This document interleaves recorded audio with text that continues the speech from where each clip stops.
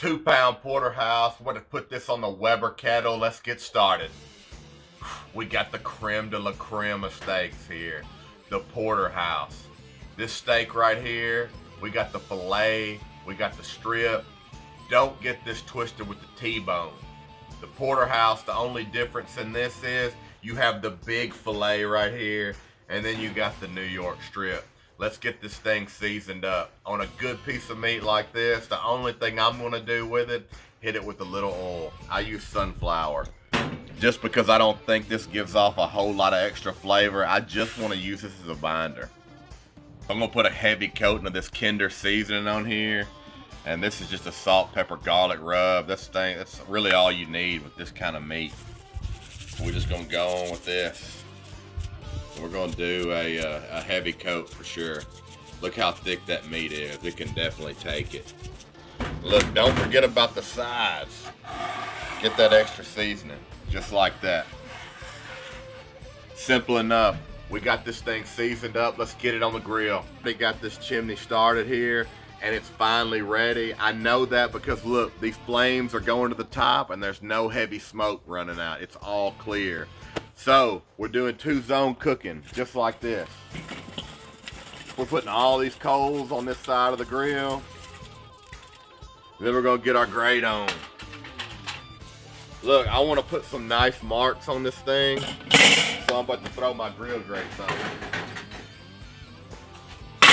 I'm gonna let this thing heat up until it's screaming.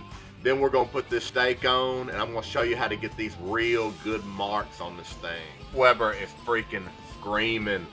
Look, we got these grates hot, hot. You can see the smoke going. I can barely hold my hand above these things.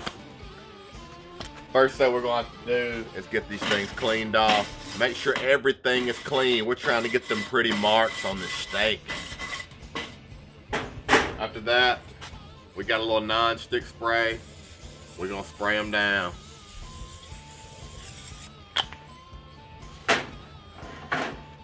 We got this big porterhouse. What we're gonna do is lay this thing at a 45-degree angle.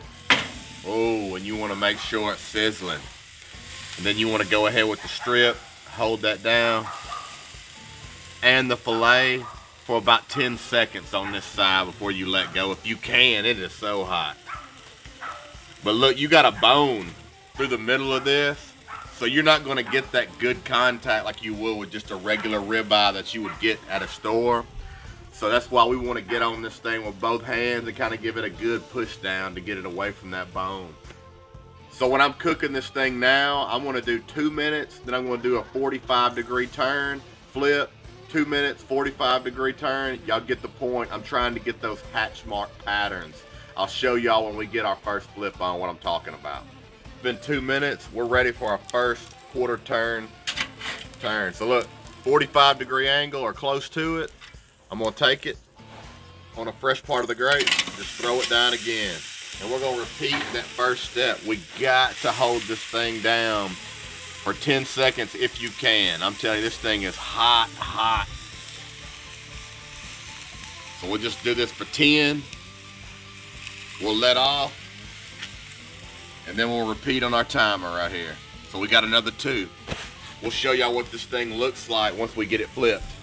So it's time for that flip. Let's see if these marks are gonna look good or do we fail. Before I put this thing down, I'm gonna go ahead and spray these grates again.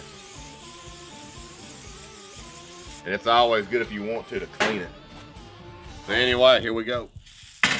Oh yeah. That's what you're looking for. So now we gotta start again, which it's so hot now I can't do anything about it. So I'm just going to do it like this. Push both sides down, so make sure you get good contact. Try to do 10 seconds. Make sure you get every part. All right, so now we're ready to flip this thing and see what it looks like on the other side. Did we get the same result? Oh yeah, we still got these nice hatch patterns, but it definitely looks better on the first side, and it always will. Your first side is gonna be your presentation side. That's when your grill is the hottest and the cleanest. So look, the temperature right now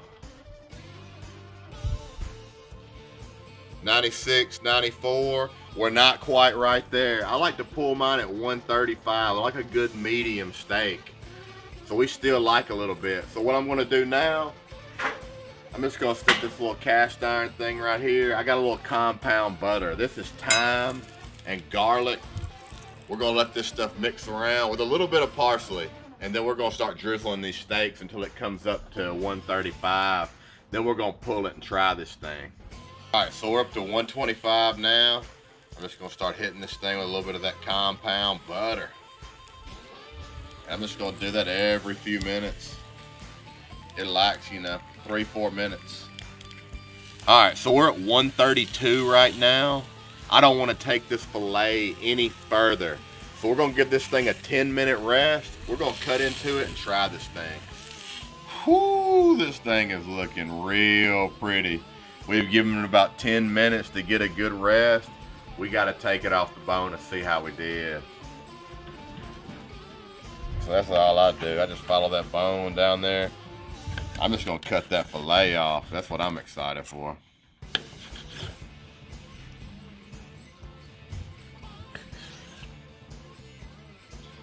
Let's see how we did. Oh yeah.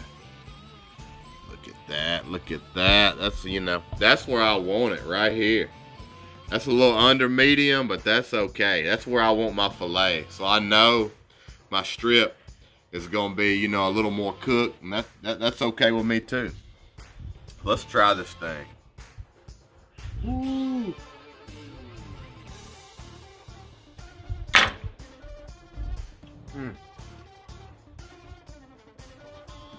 Porterhouse, y'all have to give this thing a try. Out of this world. Hey, if y'all like what we're doing, go ahead, like, comment, subscribe, hit that notification bell so you don't miss any episodes we have coming up. But anyway, thanks for watching.